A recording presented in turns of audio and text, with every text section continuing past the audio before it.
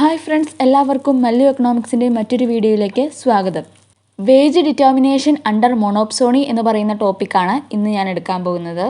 ടോപ്പിക്കിൻ്റെ note Telegram ചാനലിൽ available ആണ്. Telegram ചാനലിലെ ലിങ്ക് ഡിസ്ക്രിപ്ഷൻ ബോക്സിൽ കൊടുക്കുന്നതാണ്. ആൻഡ് ടോപ്പിക്കിലേക്ക് കിടക്കാം. മോണോപ്സോണി എന്താണെന്ന് നോക്കാം. Monopsony in the labour market is said to exist when there is a single buyer of labour. Labour മാർക്കറ്റിൽ ലേബർ വാങ്ങിക്കാനായിട്ട് സിംഗിൾ ബയർ മാത്രമായിട്ടുള്ള ഒരു സിറ്റുവേഷനാണ് മോണോപ്സോണി എന്ന് പറയുന്നത്. അപ്പോൾ മോണോപ്സോണി സിറ്റുവേഷനിൽ ലേബർ മാർക്കറ്റിൽ അവിടെ ഒരു സിംഗിൾ ബയർ ആയിരിക്കും ഈ ലേബർ വാങ്ങിക്കാൻ ഉണ്ടായിരിക്കുക.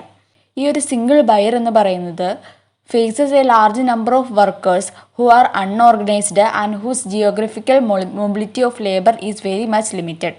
ഈ ഒരു സിംഗിൾ ബയറിന് ലാർജ് നമ്പർ ഓഫ് വർക്കേഴ്സ് അവിടെ ചൂസ് ചെയ്യാനായിട്ടുണ്ടാവും. ആ വർക്കേഴ്സ് എന്ന് പറയുന്നത് unorganised and geographical mobility of labour എന്ന് പറയുന്ന ലിമിറ്റഡ് ആയിട്ടുള്ള ആളുകളായിരിക്കും. അപ്പം മോണോപ്സോണി ലേബർ മാർക്കറ്റിൽ എങ്ങനെയാണെന്ന് വെച്ചിട്ടുണ്ടെങ്കിൽ അവിടെ സിംഗിൾ ബയർ ഓഫ് ലേബർ ആയിരിക്കും. അതുപോലെ തന്നെ ലാർജ് നമ്പർ ഓഫ് വർക്കേഴ്സ് ആയിരിക്കും അവിടെ ഉണ്ടാവുക. ഈ സിംഗിൾ ബയറിന് ഫേസ് ചെയ്യാനായിട്ട് ഇവിടെ ലാർജ് നമ്പർ ഓഫ് വർക്കേഴ്സ് ആയിരിക്കും ഉണ്ടായിരിക്കുക. Monopsony may prevail when a big employer hires a proportionally very large number of a given type of labor so that he is in a position to influence the wage rate, or it may prevail when various employers have an understanding not to compete for labor and thus act as one in hiring in labor. അതായത് ഇത്രേ ഉള്ളൂ. അതായത് മോണോപ്സോണി എന്ന് പറയുന്ന condition prevail ചെയ്യുമ്പോൾ അവിടെ ഒരു big employer ഉണ്ടായിരിക്കും. ഈ ഒരു ലേബേഴ്സ് ബൈ ചെയ്യാനായിട്ടുള്ള ഒരു ബിഗ് എംപ്ലോയർ ഉണ്ടായിരിക്കും. അപ്പം അദ്ദേഹത്തിന് very large number of a given type of labour ആണുള്ളത്. അപ്പം അദ്ദേഹം എന്ന് പറയുന്നത് he's in a position to influence the wage rate influence ചെയ്യാൻ പറ്റുന്ന തരത്തിലുള്ള ഒരു പൊസിഷനാണ് അദ്ദേഹം വഹിക്കുന്നത്. അങ്ങനെയാണ് മോണോപ്സോണി എന്ന് പറയുന്നത് ഒരു ബിഗ് എംപ്ലോയർ അല്ലെങ്കിൽ ആ ഒരു സിംഗിൾ ബയർ ഓഫ് ലേബർ ആയിരിക്കും ഉണ്ടായിരിക്കുക. അദ്ദേഹം എന്ന് പറയുന്ന ആ ഒരു ആൾക്ക് വേജ് റേറ്റ് എന്ന് പറയുന്നത് ഇൻഫ്ലുവൻസ് ചെയ്യാൻ കഴിയും. അതുപോലെ തന്നെ ലേബറിന് വേണ്ടി കോമ്പീറ്റ് ചെയ്യാതിരിക്കാൻ വേണ്ടിയിട്ട് എംപ്ലോയേഴ്സിന് അത് സ്വയമേ മനസ്സിലാകുമെന്നാണ് പറയുന്നത്. Thus, in the actual world, monopsony exists in the labor market when a large single employer or various employers acting as one confronts a large number of workers who are unorganized, that is non-unionized and who lack geographical mobility. അതായത് actual വേൾഡിലേക്ക് വരുമ്പോൾ മോണോപ്സോണി exist ചെയ്യുന്ന ഒരു labour മാർക്കറ്റിൽ അവിടെ ആ large single എംപ്ലോയറിന് എല്ലാത്തരം decisions എടുക്കാനും അതുപോലെ തന്നെ വേജ് റേറ്റിനെ ഇൻഫ്ലുവൻസ് ചെയ്യാനും അതുപോലെ തന്നെ എല്ലാത്തരം ലേബേഴ്സിനെ സംബന്ധിച്ചിട്ടുള്ള ഡിസിഷൻസ് എടുക്കാനും ഒക്കെയുള്ള അധികാരം അല്ലെങ്കിൽ ആ റൈറ്റ് ഉണ്ടെന്നാണ് അവിടെ പറഞ്ഞു വയ്ക്കുന്നത്. It should be noted that non-organization of laborers into unions is an essential condition for the existence of monopsony. For when the laborers organize themselves into trade union, then the supply of labor is channeled through the trade union and the trade union therefore becomes a sole seller of labor. ഇതിൽ പറയുന്നത് labours എന്ന് പറയുന്നതിനെ അവരൊരു trade union അല്ലാതെ അല്ലെങ്കിൽ trade union ആകാതെ അതിനെ നോക്കി നടത്തുക എന്ന് പറയുന്നതാണ്. അങ്ങനെ ഒരു സിറ്റുവേഷനിലാണ് മോണോപ്സോണി എക്സിസ്റ്റ് ചെയ്യുകയുള്ളൂ. ട്രേഡ് യൂണിയൻസ് വരികയാണെങ്കിൽ അല്ലെങ്കിൽ ലേബേഴ്സ് തന്നെ ഓർഗനൈസ് ചെയ്ത് അവരുടെ ട്രേഡ് യൂണിയൻ ഉണ്ടാക്കുകയാണെങ്കിൽ ഈ സപ്ലൈ ഓഫ് ലേബർ എന്ന് പറയുന്നത് ഈ ട്രേഡ് യൂണിയനിലൂടെ ചാനൽഡ് ആവും. അപ്പം അങ്ങനെയുള്ള സിറ്റുവേഷനിൽ സോൾ സെല്ലർ ഓഫ് ലേബർ എന്ന് പറയുന്ന ട്രേഡ് യൂണിയനായിട്ട് മാറും. അങ്ങനെയുള്ള സിറ്റുവേഷനിൽ മോണോപ്സോണി എന്ന് പറയുന്നതിൻ്റെ എക്സിസ്റ്റൻസ് ഉണ്ടാവില്ല. ആ ഒരു കാര്യം മെയിനായിട്ടും ശ്രദ്ധിക്കണം. അല്ലെങ്കിൽ മോണോപ്സോണി എക്സിസ്റ്റ് ചെയ്യുന്നതിൽ മെയിനായിട്ടും നോട്ട് ചെയ്യേണ്ട കാര്യം അതാണ്. ട്രേഡ് യൂണിയൻസ് രൂപീകരിക്കാതെ അതിനെ കൊണ്ടുപോവുക എന്നുള്ളതാണ് മെയിനായിട്ടുള്ള കാര്യം. When a single buyer, the employer, faces a single seller, the trade union, the market situation is one of bilateral monopoly and not of monopsony. Thus, monopsony will prevail when the workers are not organized into the trade unions.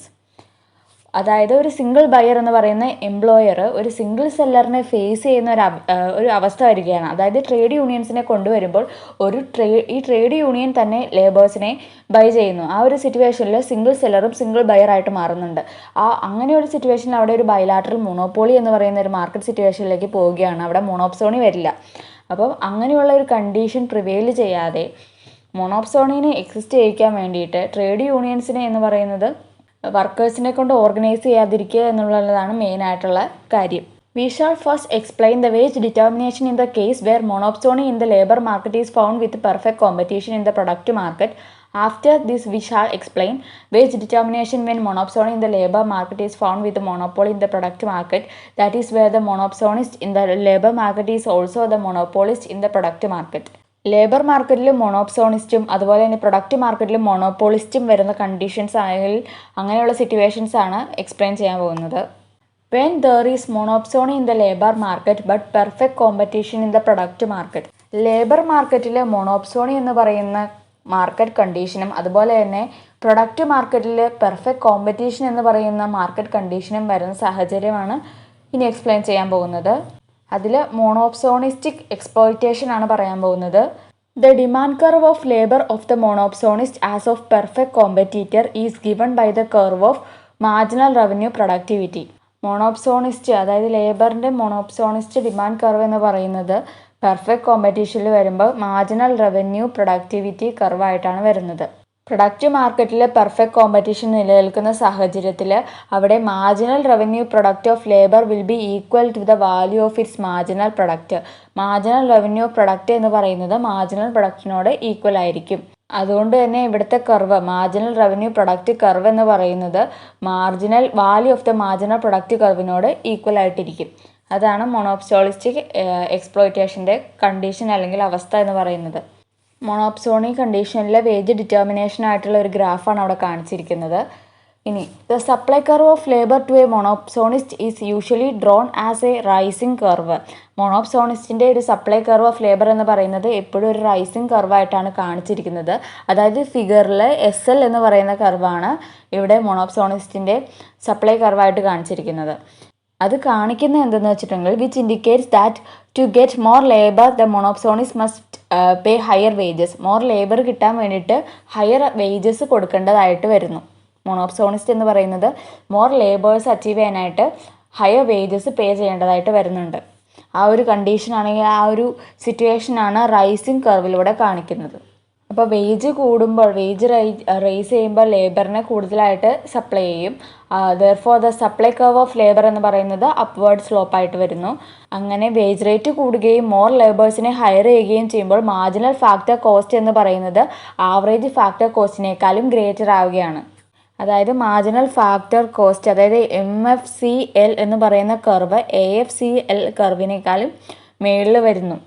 ആ AFCL curve എന്ന് പറയുന്നത് SL കർവാണ്. അത് സൂചിപ്പിക്കുന്ന labour supply കർവാണ്. ഈ marginal cost curve അല്ലെങ്കിൽ marginal factor cost curve എന്ന് പറയുന്നത് മാർജിനൽ എക്സ്പെൻഡിച്ചർ കർവ് കൂടെയാണ്. അപ്പോൾ വേജ് ഡിറ്റർമിനേഷൻ അണ്ടർ മൊണോപ്സോണി എന്ന് പറയുന്നത് ഫിഗർ ഇതാണ്. X ആക്സിസിൽ ലേബർ എംപ്ലോയ്മെൻറ്റ്, Y ആക്സിസിൽ wage and value of marginal product അതാണ് കാണിക്കുന്നത്. Now the monopsonist will be maximizing his profits and therefore will be in equilibrium where the marginal factor cost of labor is equal to its marginal revenue product. അതായത് ഈ ഒരു സാഹചര്യത്തിൽ മൊണോപ്സോണിസ്റ്റ് എന്ന് പറയുന്നത് profit maximise ചെയ്യാനായിട്ട് ശ്രമിക്കും. അങ്ങനെ marginal factor cost of labour എന്ന് പറയുന്നത് മാർജിനൽ റവന്യൂ പ്രൊഡക്റ്റിന് ഈക്വൽ ആകുന്ന പോയിന്റിലായിരിക്കും ഇക്വിലിബ്രിയം ഉണ്ടാവുക. അതായത് corresponding to the point E at the which marginal revenue product curve of labour cuts the marginal factor cost curve. അവിടെ ON0 level of employment ആയിരിക്കും hire ചെയ്യുക. Further it is evident from the figure that ON amount of labour is forthcoming at NH or OW wage rate. അങ്ങനെ തന്നെ അതുപോലെ തന്നെ ഫിഗറിൽ നിന്ന് മനസ്സിലാക്കാൻ പറ്റുന്ന വേറൊരു കാര്യം ON എമൗണ്ട് ഓഫ് ലേബർ എന്ന് പറയുന്ന OW വേജ് റേറ്റ് അല്ലെങ്കിൽ NH വേജ് റേറ്റിലായിരിക്കും അവരെ എംപ്ലോയ് ചെയ്യിക്കുക.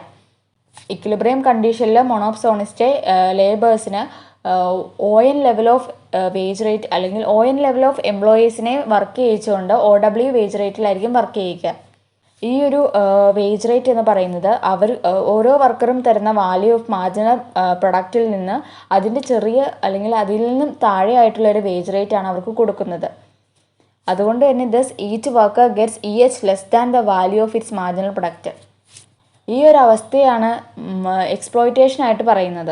According to Joan Robinson, to pay a worker less than his value of marginal product is to exploit him. അതായത് ഒരു വർക്കർ വർക്ക് ചെയ്യുന്നു, അവരുടെ വാല്യൂ ഓഫ് മാർജിനൽ പ്രൊഡക്റ്റിനേക്കാൾ താഴെയുള്ള അല്ലെങ്കിൽ ലെസ് ആയിട്ടുള്ള വേജ് റേറ്റാണ് അവർക്ക് കൊടുക്കുന്നതെങ്കിൽ അതൊരു എക്സ്പ്ലോയിറ്റേഷൻ അവിടെ നടന്നു എന്നാണ് ജോൺ റോബിൻസൺ ഫേമസ് എക്കണോമിസ്റ്റ് പറഞ്ഞു വെച്ചിരിക്കുന്നത്. ഇവിടെ exploitation of each worker done by the monopsonist എന്ന് പറയുന്ന EHനോട് ഈക്വൽ ആണ്. അതായത് ഒരു മൊണോപ്സോണിസ്റ്റ് അദ്ദേഹത്തിൻ്റെ വർക്കേഴ്സിനെ എക്സ്പ്ലോയിറ്റ് ചെയ്യുന്നത് EH ലെവൽ ഓഫ് എമൗണ്ടിലാണ്.